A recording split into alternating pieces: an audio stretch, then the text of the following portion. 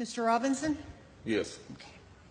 I didn't have time to You have to give us your name. Oh, I'm sorry. My name is Mark Robinson. I live at 4015 Sassafras Court. That's right here in Greensboro. I've lived in Greensboro all my life.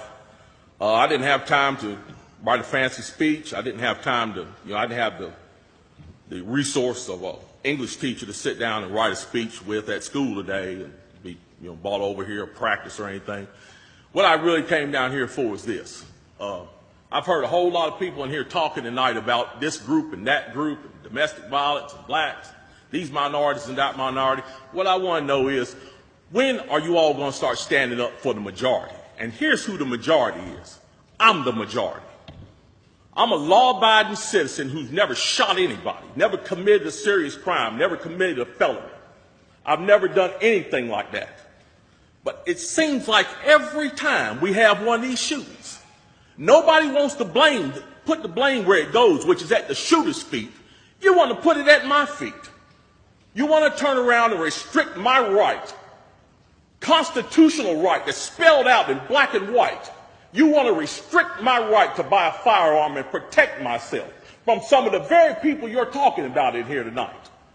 It's ridiculous. I don't think Rod Serling could come up with a better script.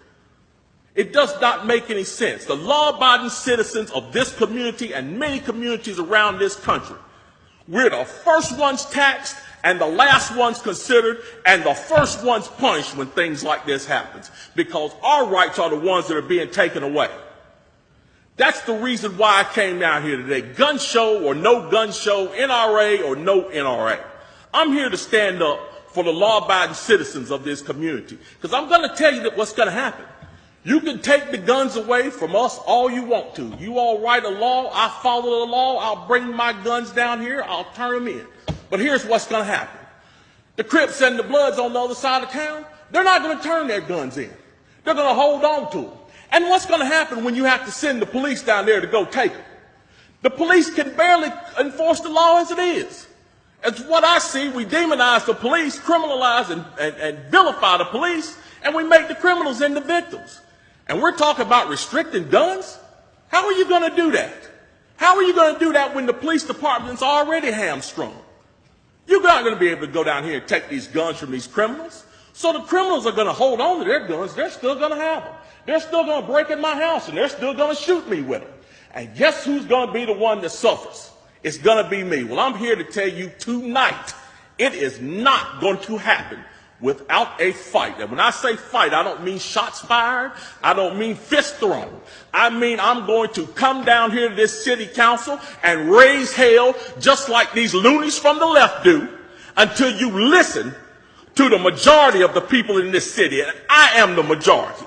The majority of the people in this city are law-abiding, and they follow the law, and they want their constitutional right to be able to bear arms. They want to be able to go to the gun show and buy a hunting rifle or a sport rifle. There are no military-grade weapons sold at the gun show. An AR-15 is not a military-grade weapon. Anybody that would go into combat with an AR-15 is a fool. It's a semi-automatic .22 rifle.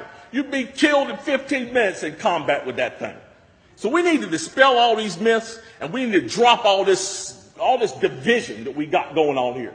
Because the bottom line is, when that Second Amendment was written, whether the framers liked it or not, they wrote it for everybody.